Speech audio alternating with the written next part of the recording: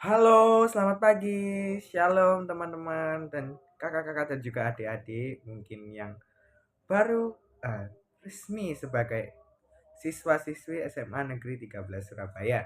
Di sini saya Johannes diberikan kesempatan kembali untuk menyampaikan sedikit renungan pagi pada pagi hari ini. Jadi sebelum memasuki renungan, seperti biasa marilah kita berdoa. Selamat pagi Bapak, selamat pagi Roh Kudus, selamat pagi Yesus. Tuhan, terima kasih Tuhan, kami mengucap syukur Tuhan telah membangunkan kami di pagi hari ini Tuhan dengan kekuatan tubuh yang sehat Tuhan. Terima kasih Tuhan, dan Tuhan sebentar kami akan mendengarkan sedikit sebagian dari firman-Mu. Kiranya Tuhan berikan kami hikmat dan juga siapkan hati kami Tuhan, agar kami dapat mengerti firman-Mu dan juga menerapkannya dalam kehidupan sehari-hari Tuhan. Dan Tuhan juga kiranya berkati hamba-Mu Tuhan, kami bisa menyampaikan firman-Mu dengan baik Tuhan. Hanya dalam nama Tuhan Yesus Kristus kami sudah berdoa mengucap syukur. Haleluya. Amin. Nah, kita sudah berdoa dan ya kita akan memasuki dalam renungan pada pagi hari ini atau firman Tuhan.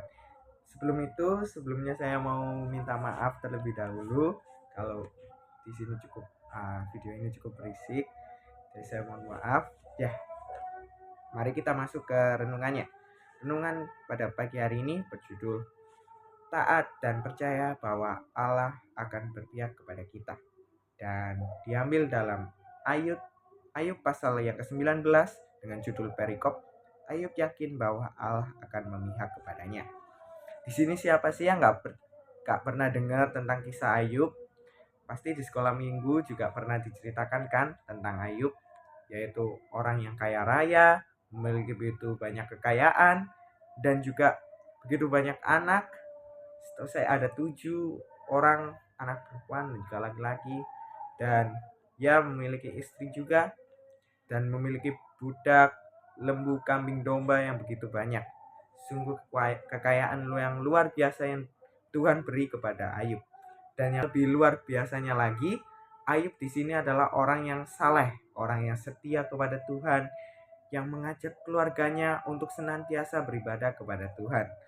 Dan siapa juga yang tidak tahu bahwa Ayub mendapatkan pencobaan dari Tuhan, yang dimana Ayub mengalami perampokan dan rumahnya dirampok, kekayaannya diambil, lalu anak-anaknya dibunuh dan istrinya meninggalkan dia. Sungguh Tuhan memberikan pencobaan yang luar biasa kepada Ayub. Dan di sini Ayub juga menceritakan penderitaan Ayub. Pada ayat yang ke-13, di sini Ayub mengatakan bahwa saudara-saudaraku dijauhkannya daripadaku, dan kenalan-kenalanku tidak lagi mengenal aku. Bahkan saudara-saudaranya dijauhkan oleh Tuhan dan kenalan-kenalannya tidak mengenali lagi. Karena Ayub di sini juga mengalami penyakit yang dimana sekujur tubuhnya ada bentol-bentol sampai ke tulang, dan di situ sungguh Ayub tidak dapat dikenali dan mulai dijauhi. Di sini ayat yang ke-15 ada anak semang dan budak perempuanku menganggap aku orang yang tidak dikenal. Aku dipandang mereka orang asing. Di sini bahkan budaknya sendiri pun tidak mengenali Ayub dan dianggap Ayub ini orang asing, kayak padahal Ayub ini adalah majikannya ya. Dan budaknya ini menganggap Ayub itu orang asing karena penyakit dan juga jatuhnya Ayub atas pencobaan yang Tuhan beri waktu itu. Dan ayat yang ke-17, nafasku menimbulkan rasa jijik kepada istriku, dan bauku memualkan saudara-saudara sekandungku. Bahkan istrinya sendiri, istri Ayub ini menjauhi dan merasa jijik kepada Ayub itu sendiri.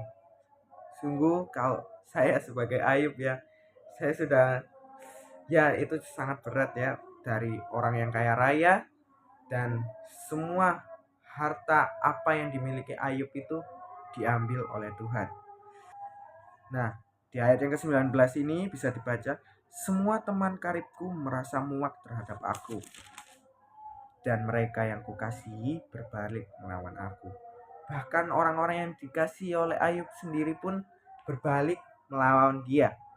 Dan di ayat yang ke-20, tulangku melekat pada kulit dan dagingku, dan hanya gusiku yang tinggal padaku. Ini adalah penyakit yang dialami Ayub. Sungguh, waktu itu Ayub bahkan tidak bisa dikenali sebagai manusia. Tapi yang bikin keren dari Ayub ini adalah pada ayat yang ke-25. Di sini Ayub mengatakan, "Tetapi aku tahu." Kata "tetapi" ini pasti kebalikan dari sebelumnya. Di sini Ayub mengatakan, "Tetapi aku tahu penebusku hidup dan akhirnya ia akan bangkit di atas debu. Juga sesudah kulit tubuhku sangat rusak, tanpa dagingku pun aku akan melihat Allah." Di sini waktu saya pertama kali baca ayat ini, jujur saya merinding ya dengan iman yang dimiliki oleh Ayub. Ayub sungguh taat dalam Ayub itu saleh waktu dia kaya, waktu dia jatuh pun Ayub saleh dan percaya bahwa Tuhan pasti akan melihat ia dan juga akan melindungi dan juga memelihara dia. Sungguh iman yang luar biasa yang dimiliki oleh Ayub. Ayub mengatakan, "Aku akan melihat Allah." Dan ya, mungkin dari uh, cerita Ayub ini kita bisa merefleksikan bahwa kita sebagai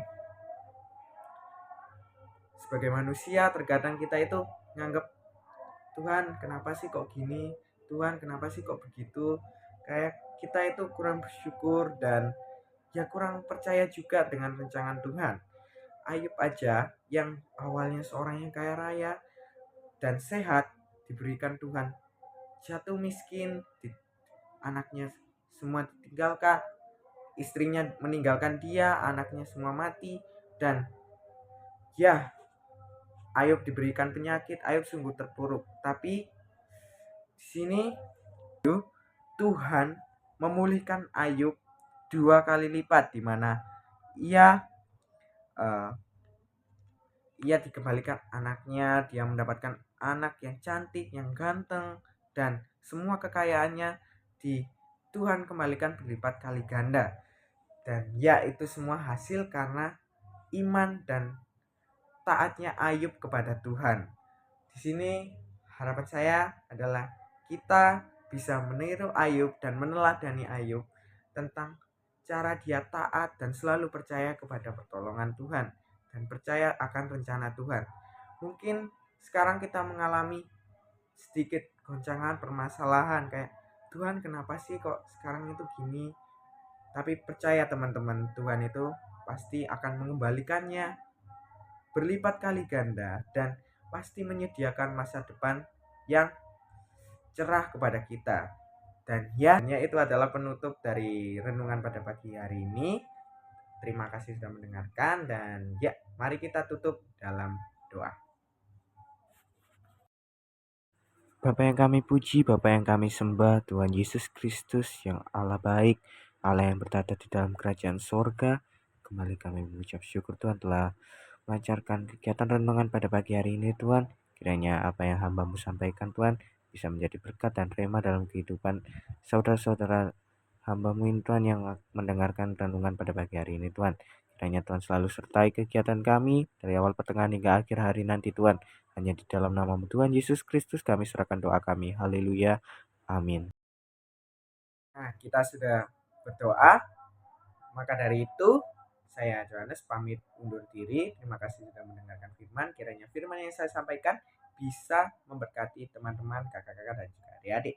Maka dari itu, bye-bye teman-teman. Tuhan berkati. Oh iya, jangan lupa like, share, dan juga subscribe channel SKPS KK SMA Negeri 13 ya. Bye-bye. See you next time. God bless.